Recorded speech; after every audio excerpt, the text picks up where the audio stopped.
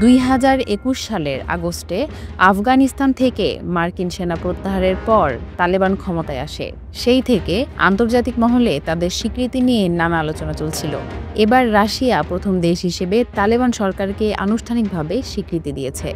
রাশিয়ার পররাষ্ট্র মন্ত্রণালয়ের এক বিবৃতিতে জানানো হয়েছে, এই পদক্ষেপের মাধ্যমে দুই দেশের মধ্যে বাণিজ্য, অর্থনীতি এবং নিরাপত্তা খাতে সহযোগিতা বৃদ্ধি পাবে। রাশিয়ার এই স্বীকৃতি আফগানিস্তানের রাজনৈতিক ভবিষ্যৎকে নতুন দিকে নিয়ে যেতে পারে। 1989 সালে আফগানিস্তানে সোভিয়েত ইউনিয়নের পরাজয়ের পর তালেবান গঠিত হলেও তাদের সঙ্গে সম্পর্ক ছিল অনেকটা দূরত্বপূর্ণ। ওয়ালটন এখন দেশের সীমানা পেরিয়ে পৌঁছে গিয়েছে 50টিরও বেশি দেশে। ওয়ালটন, ঘরে ঘরে, বিশ্বজুড়ে।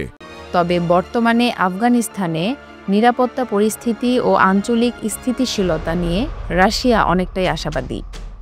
তাদের বিশেষ গুরুত্ব দেওয়া হয়েছে সন্ত্রাসবাদ এবং মাদক চোরাচালান প্রতিরোধে তালেবানের ভূমিকার উপর। তবে তালেবান এখনও বিশ্বজুড়ে ব্যাপক স্বীকৃতি পায়নি। চীন, কাতার ও সংযুক্ত আরব আমিরাত তালেবানকে স্বীকৃতি দিলেও তারা আনুষ্ঠানিকভাবে আফগানিস্তানের সরকার হিসেবে তালেবানকে স্বীকৃতি দেয়নি। শুধু তাই নয়, সম্প্রতি চীনের একটি কোম্পানি তালেবানের সঙ্গে তেল উত্তোলনের চুক্তি করেছে, যা বাণিজ্যিক সম্পর্কের নতুন সম্ভাবনা তৈরি করেছে। তালেবানের এখন লক্ষ্য তাদের এক সময়ের প্রধান প্রতিপক্ষ যুক্তরাষ্ট্রের স্বীকৃতি অর্জন।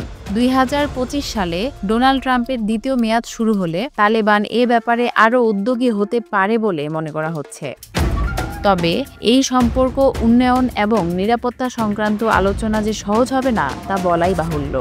তালেবান সরকারের স্বীকৃতি এবং আন্তর্জাতিক মহলে তাদের অবস্থান নিয়ে আরও অনেক কিছু জানার আছে।